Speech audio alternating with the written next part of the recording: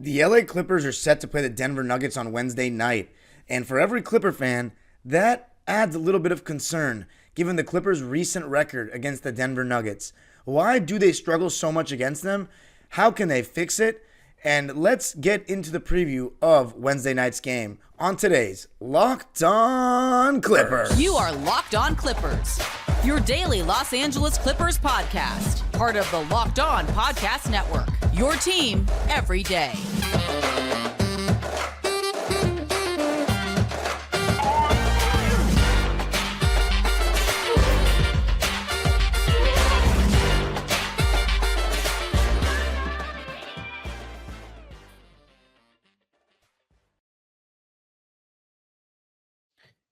Yes, sir. You are locking in with the Clips. Thank you for making Locked On Clippers the first listen of your day, your team every day. I'm your host, Darian Vaziri, born and raised in LA and in my 19th season as a Clipper fan. You can also follow me on Twitter and Instagram at DimeDropperPod and subscribe to my own YouTube channel, Dime Dropper, for even more LA sports and LA Clipper content. And Locked On Clippers is free and available wherever you get your podcasts, including YouTube. And I want you to let me know why you think the Clippers struggle so much against Denver. And we're going to be getting into it, all of it, in this episode, including our recent record against them, the close calls in the games that we've almost beaten them, and the game that we won I'll talk about in previewing the game on Wednesday night. But before we do that, this episode is brought to you by Game Time. Game Time is the best place to get the greatest deals on last-minute tickets. You take the guesswork out of buying tickets with Game Time. Just download the Game Time app, create an account, and use code LOCKEDONNBA for $20 off your first purchase. All right, let's get into it. So the Clippers are playing Denver in their third matchup of this season. We are 11-1 against the Denver Nuggets in the last 12 games. That goes all the way back to the game before that. Those 12 games was the one on Christmas in 2020, in the 2020-2021 season where Kawhi Leonard got hit in the face and ended up wearing a mask after. That game where Serge Ibaka played, that was his second game as a Clipper, and he looked pretty good. That was the last time, besides the one win we got in these last 12 games, that we've beaten these guys. So why do we struggle against them so much? Well, let's look at the games first, right? The one win, if you're wondering when it was late in the 2022 season, and it was a very low-scoring game. Of course, if you're familiar with the recent NBA, the 2021-22 season was the one in which Michael Porter Jr. and Jamal Murray were not available. So it was a totally different Denver Nuggets team. They were starting Monty Morris and Will Barton alongside Aaron Gordon and Jokic, and I forget who their fifth starter was, but it was not the same team. However, the Clippers had a switch-everything small ball unit towards the end of the game with Nicholas Batum, I believe Robert Covington from my memory, and they had a comeback victory. Now, Jokic has definitely gone a little bit better since then, in my opinion, but it's really about having Jamal Murray. And, of course, adding guys like KCP. Last year they had Bruce Brown. Now they have Christian Brown. But guys like Jamal Murray really is the difference maker. So why do the Clippers struggle against the Denver Nuggets so much? Well, let's start with, why does every team struggle against the Denver Nuggets so much? Right now they have the best player in the world. I mean, when we first put 2-1-3 together, Jokic was not better than Kawhi Leonard. There was no argument for that. Nobody was arguing that. After the bubble, it was like, oh man, Jokic outplayed Kawhi in the series. Is he better than Kawhi now? But then some people were like, including myself, I'm not going to give him the edge just off of one series where there was a complete collapse, from everyone, not just Kawhi. And Kawhi probably did play the best in the series as far as the Clippers go, which, I don't even want to talk about that series. But nobody was really saying anything about Jokic being better than Kawhi, really. Maybe Nuggets fans were. And then in 2021, after Jokic won MVP, that was when the conversation started heating up. And then over the last 2-3 years, last two seasons, this being the third, everybody's really had Jokic over Kawhi, except maybe, I don't know, Clipper fans might not. But right now, if you have a Kawhi over Jokic, you're just being delusional and biased. I'm sorry. Their argument could be for Kawhi is that in the playoffs he's really good, but Jokic was just insane in the playoffs last year. And to be honest, he's never really been bad in the playoffs. So I don't see the argument right now, even though I wish Kawhi was better. Here's the thing. When you have the best player in a matchup, that helps a lot, first and foremost. Secondly, when you have a team that complements that guy better, that makes it even tougher. I've been telling people this season, when you have the best player in the world with a supporting cast that fits them and complements them really, really well, and you have a great second option, it's really hard to beat that team. In NBA history, like when Kobe had a great supporting cast, when he was the best, it was hard to beat him. When LeBron had a great supporting cast and he was the best, it was hard to beat him. When Michael had the best supporting cast, or Michael was the best and had a great supporting cast, it was hard to beat him.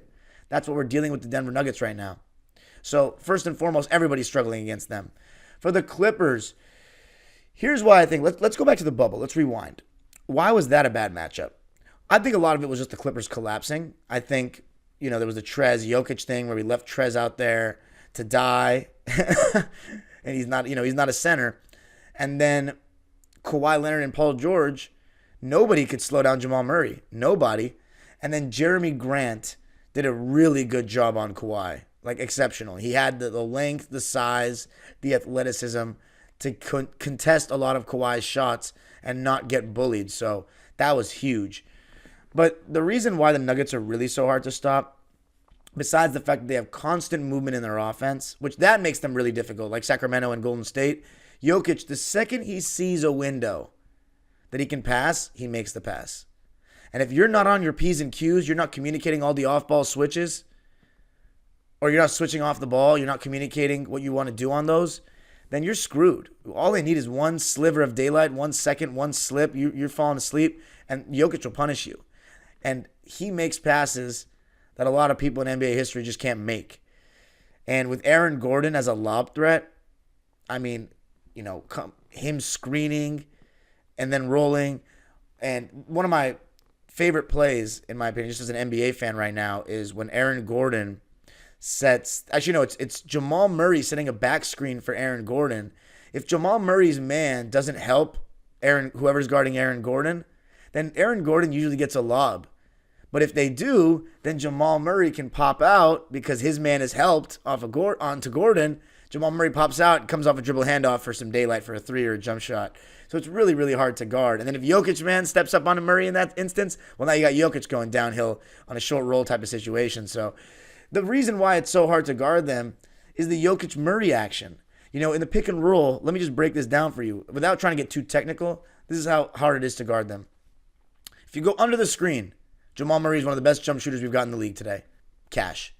If you go over the screen and you don't step up, you don't help, Murray's running into a floater. And he's got counters for everything. That's what makes him so hard to guard and why he's so underrated to me. People look at his stats and they think, oh, he only averages 20 points a game. Like, that's not that good.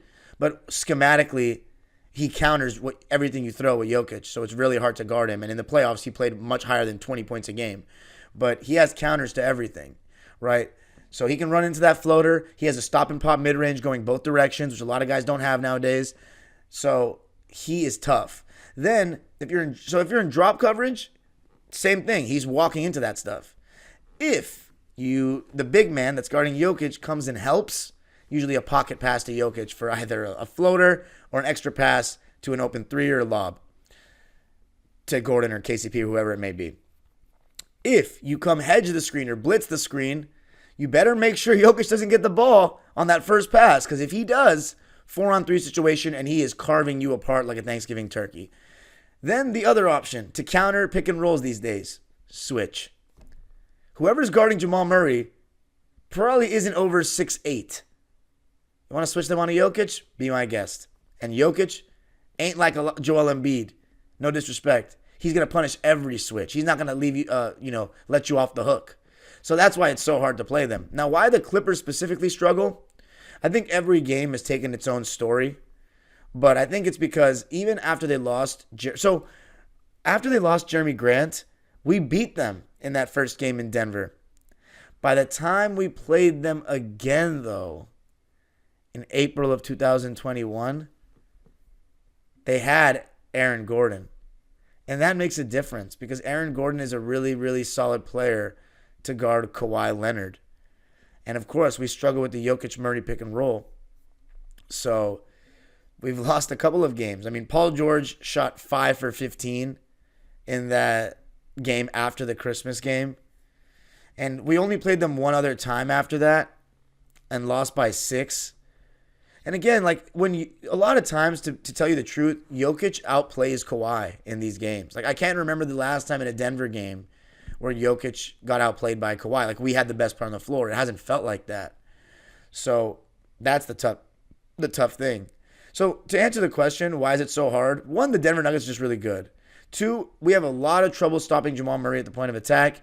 Even Kawhi Leonard and Paul George have not shown me that they can do anything to slow the Jamal Murray down. And plus, we often don't even have them guarding Jamal Murray because we want to conserve them for the offensive end.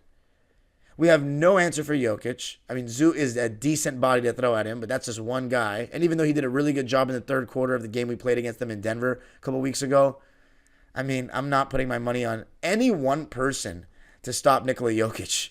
I'm just not. And then when you double, he's so good passing out of the double. I think the main thing is defensively, they have guys that can throw at Kawhi and Paul, mixed with the fact that their offense is so potent. I think that's the answer. And plus, before Westbrook, the Clippers just didn't want to run, and Denver will look to push. And so that's a combination of a bunch of things. It's very hard.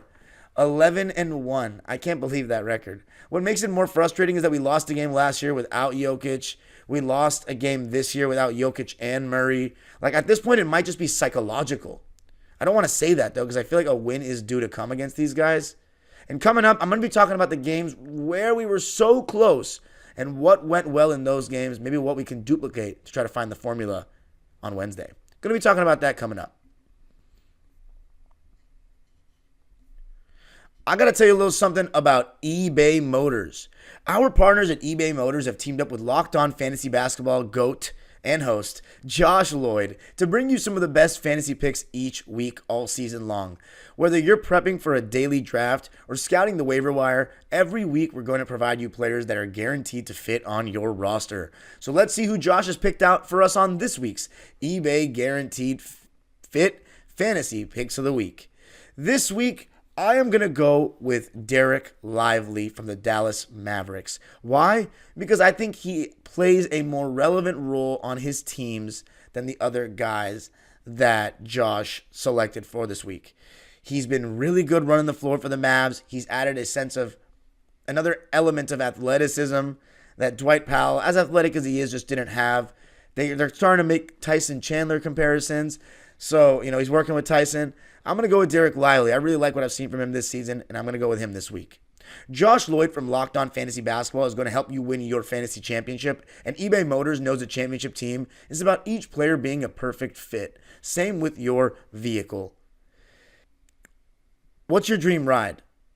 With over 122 million parts for your number one ride or die, you can make sure your ride stays running smoothly. Brake kits, LED headlights, roof rack, bumpers, whatever your baby needs, eBay Motors has it. And with eBay Guaranteed Fit, it's guaranteed to fit your ride the first time, every time, or your money back. Plus, at these prices, you're burning rubber, not cash. Keep your ride or die alive at ebaymotors.com. eBay Guaranteed Fit, only available to U.S. customers. Eligible items only, exclusions apply. All right, so the Clippers, 11-1 in the last 12 games against the Denver Nuggets, looking to break that, I don't want to say break that drought. Well, let's see how many games in a row the Clippers have lost against them. So we got the 2 this season. We got 4 last season. We got swept. One of those was without Kawhi or Paul. So that's 6. And then 7, 8. So we lost 8 straight games against them. Our last win actually wasn't late in the 2022 season. It was in January 19th, 2022. Actually, I'm sorry. January 11th, 2022. And then about a week later, we lost that game where Aaron Gordon made that game-winning 3 on us. So 2022, we had a little bit more luck or a little bit more success. But why is that? Because they didn't have Jamal Murray. Yeah, in the game that we beat them, 87-85 on January 11th, 2022, their starting lineup was Jokic, Aaron Gordon, Monty Morris, and then 2 former Clippers, Austin Rivers and JaMychal Green. So, it's just not a very strong unit. For the Clippers that day, Amir Coffey scored 18 points. So, how much has changed? I can't even tell you. Actually, no Robert Covington in that one. This was pre-trade. So, we still had Bledsoe. He had 11 points, 9 assists in that game. So my mistake on the Robert Covington front. I just remember we went small, and Nicholas Batum and Marcus Morris and Terrence Mann did a really good job on Jokic. But anyway, so here's some of the close calls recently. Most notably, the one this season where they didn't have Murray. James Harden finally had like a really solid offensive game for us. And we were right there towards the end. But Ivica Zubac's not closing the game was a problem. And Jokic kind of dominated us at the end of it, was getting a good shot every time down, whether he was scoring or facilitating and creating open shots for other guys. It was a huge mistake not to close the game with Zubac. So one of the things, if you go back to the bubble, one of the main themes about our losses to Denver is not enough Zubac. So that's one thing we got to look at, especially in the form that he's in. He's playing really well lately. I would like to see him close the game on Wednesday night because it's not going to be a blowout for the Clippers, I don't think. I just don't assume that. By the way, if you're wondering about the status of certain guys, Jokic is going to play. Aaron Gordon is probable, but I think he's going to play. And Jamal Murray just came back at the end of November for one game against the Houston Rockets, but he shot poorly, and apparently he's out with an ankle injury. So either he sustained a new injury, or maybe they didn't think that he was fully healthy from the injury that he already had and want to just keep him out a couple more games to make him get 100%. I'm not sure. It would be really nice if Jamal Murray did not play, but it would also be cool to see how we stack up against them with Murray because we haven't played them with Murray this season. But the close call, yeah, so that's my analysis on the one that we lost this season was that Zubac didn't close, and that was really tough. And then the one last season, I really felt like this was our best performance against the Nuggets fully healthy with Murray and Jokic since, maybe the bubble, like the games that we were winning in the bubble. It was 124 to 134 when the Clippers lost in overtime. And I have an episode, for Locked On Clippers and I believe on Dime Dropper as well on that one. And by the way, Kawhi Leonard shot 5 for 14 in the Denver game that we just lost a couple weeks ago. But mind you, that was when Westbrook was still starting. So an optimistic thing is playing them with the new starting lineup. However, we already did when they had Reggie and DJ kicking our ass. So I don't know. As I said, it feels psychological at times. But the close call last season, the main thing I noticed right off the bat is that we finally were able to have somebody that can go at Murray. And that was Westbrook. And also, one of the ways you got to take advantage of Jokic, everybody has this false perception that you can just attack him in the pick and roll over and over again. And that's not the case anymore. Jokic has really improved defensively. He does a good job of using his body to stay big. And he's just intelligent about the angles that he uses and the way he uses his size. He's not a rim protector like that. He barely gets above the ground, but he's a positionally smart defender. Am I calling him a good defender? Maybe not, but I'm telling you he's decent at best. I'm at worst. He's decent at worst. So the weakness is he's not going to really deter you at the rim. You have to try to go at it. Now, in previous years, Jokic and the Nuggets don't play drop coverage against the Clippers because they know that Paul George and Kawhi can exploit them in the mid-range. What they do is they hedge the screens out top because especially Kawhi, he is not very good at turning the corner on those screens. Paul George is a little bit better, but again, the Clippers really don't have a crazy downhill threat. So throwing two guys on the ball and then having their big forwards like MPJ and Aaron Gordon take away the center's pass, the next pass on the short roll, make the Clippers either have to throw a cross-court pass that takes more time to get there where the defense can recover, or they wait and then by that time, wait because they don't want to force a bad pass or they don't want to risk a turnover. And while they hold the ball or maybe keep their dribble alive without making that pass, Jokic now recovers onto his man and everybody gets back to their guys. So they do a good job of hedging and recovering, Denver. And the Clippers just don't have a quick enough guard that can turn that corner. But now they have a guy that's a little bit better at turning that corner and making that pass in James Harden. So what we've seen in recent games, when teams show high on Harden and Paul George, they're really, I wouldn't say this about Paul George. Sometimes he can do it. But James Harden is very good at making that first pass or that pocket pass that gets Zubats or Tice in a 4-on-3 situation. So if they do that, I would like to see us counter that and see what the James Harden effect is. But Russell Westbrook going to the basket right at Jokic, right at Murray, right past Murray, that was really showing me that our matchup had gotten better against Denver. And that was that game we had last season in Denver. Why did we lose? Well, for whatever reason, Marcus Morris was having a terrible game and was in a major slump, and Ty Lue put him in overtime and to close the game, and he literally, I don't usually say these kind of things, but it felt like he single-handedly sold the game. Like, Marcus Morris, God bless him, but he was in a really rough patch, and it was just a disaster. It was a nightmare. But that was the best performance we had against Denver, in my opinion, with Murray in recent memory, was that second game with Westbrook. Our offense was really scoring a lot, and it was a good game. So, moral of the story, we still should put Jokic in the action. We should try to go to the rim as much as we can. And let's see if they hedge the screens, what Harden can do against them. Kawhi, Aaron Gordon, KCP, PG, they have the personnel to make life tough for these guys. But then who's guarding Harden? Last time Reggie Jackson was guarding Harden, and he wasn't even looking to go at him one-on-one. But ever since then, clearly the coaching staff or somebody has told something to James Harden, because I've said he's shot double-digit shot attempts in all of those games since. So hopefully we can see another aggressive James Harden in this one. And coming up, going to be talking more about the game on Wednesday and what I want to see from the Clippers. I got to tell you a little something about Game Time. Game Time is the best place to get great deals on last-minute tickets. With killer last-minute deals, all-in prices, views from your seat, and their best price guarantee, Game Time takes the guesswork out of buying tickets. Game Time also has deals on tickets right up to the start of the event and even an hour after it starts. It's the place to find last-minute seats. Just download the Game Time app, create an account, and use code LOCKEDONNBA for $20 off your first purchase. Terms apply. Again, create an account and redeem code LOCKEDONNBA, that's LOCKEDON NBA, for $20 off. Download Game Time today. Last minute tickets, lowest price, guaranteed.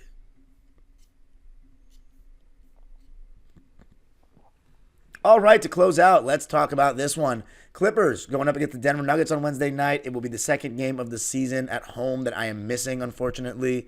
So one thing I'm interested to see is what reception is Reggie going to get. I don't think there are going to be people chanting his name this time. But if he gets booed because he kicked our butts in his return, I would be very ashamed of Clipper fans. Reggie Jackson should always get cheered no matter what for the service that he put in for this franchise when Kawhi and Paul George were constantly injured and he was constantly available and he got us to the conference finals by turning into Kyrie Irving in real time. But anyway, I can do a Reggie Jackson tribute episode another time. I know I know a lot of the people that are listening right now and watching the channel on YouTube literally just got off their U-Haul and the Greyhounds supporting Russ and James Harden, so they don't really know what Reggie Jackson did for the Clippers.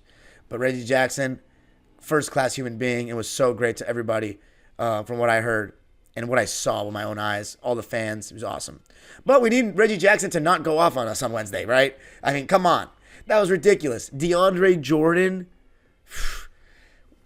there's nothing I can say, but our effort needs to be better, and it's going to be. It's going to be because the Clippers know what they're going through against Denver. We haven't gotten to 500 yet this season since we were 3-3. We're 9-10 right now. Let's get to 500. But what are the keys? You know, when it comes to Nikola Jokic, I think the best strategy is to make him just a scorer. It's so hard to guard him, but when you start doubling him and he gets everybody else going, then you're screwed. So I'd say single coverage, maybe a little stunting off the ball, no hard doubles, just a little stunting, making him guess. It doesn't really work on him, but be alert on our off-ball switches. You know, I assume that we're going to have Zoo guard Jokic to start the game, and then Kawhi against Aaron Gordon, Paul George against likely KCP, Terrence Mann on either Reggie or Murray. And then who do they start besides that? It's Jokic, MPJ. And then we'll maybe have, we're probably going to have to put Paul George on Michael Porter. Harden guarding Reggie. Maybe Harden on MPJ. He can shoot over him, but he's not going to bully him. So, we have to switch 4-1. Although I'm not sure if I trust Harden guarding Murray. Maybe 2-4. We should switch. Terrence, Kawhi, and Paul can all guard each other's guys. But besides that, nah. So we got to be alert on those switches. Offensively, try to put Jokic in the action, which we will, and see what we do. We should try to put Reggie in the action more. I don't know why we don't. I know he's been playing harder and better this season. But come on. He's not some good defender all of a sudden. Let's go at him. If Harden has Reggie Jackson guarding him, I want to see him ISO straight up. Even though I don't like James Harden's ISO package at all, I think he dribbles way too much for my taste. It doesn't matter. If he's creating good shots for the Clippers, that's all that matters. He needs to go at him. He needs to. As far as Kawhi and Paul, hopefully we can get a good shooting game from Kawhi. He shot 38%, even though he had a 30-plus point game against the Denver Nuggets in that Reggie Jackson masterclass game. He was our best player in that game, Kawhi, but he shot 10 for 26, which is below 40%. And then in the game that we lost earlier this season, he shot 5 for 14. So we need to have a better Kawhi game. And you know what? The way he's been playing recently, I think it's coming. So if we can get Kawhi outplaying Jokic, we're going to win. I promise you that. I really promise you that. That's the first step for me. But besides that, it comes down to effort. It comes down to communication on defense and scoring so you keep them out of transition. There's no real way to guard the Jokic-Murray pick and roll. I can't tell you if there's a way to guard it because every other coach has been thinking about the same thing for the last couple of years, and nobody's found an answer, so I'm not going to be able to find you an answer. But anyway, the best answer is this. You hedge the ball screen with your big, and you need to rotate on a Jokic to take that pass away from getting to him first. If you have to leave somebody open for three, like KCP or Gordon, one pass away to his left or right, fine. But you don't let Jokic catch the ball in the short roll, and you take Murray away. You take their two best players away and leave somebody else open for three, that's probably the best thing you can do. What other option is there? Anyway, that's it for me in this episode. I hope the Clippers get the dub. I'm disappointed I won't be able to be at the game, but I'll be at the one against Portland. 11-1 in the last 12 is rough. Let's see if they can get it done. You can follow me on Twitter and Instagram at DimeDropperPod. Subscribe to my own YouTube channel, Dime Dropper, for even more Clipper content. I'll be live after the game, and I'll obviously have the episode for you on Thursday on Locked On Clippers, where you can find on all platforms, including YouTube, where we're close to 4K. Let me know why you think we struggle so much against them, and hit the notification bell so you know every single time we post a video. We're almost at 4K, and I want it. The age-old proverb continues. Let's see if we can get back to 500. Go Clippers.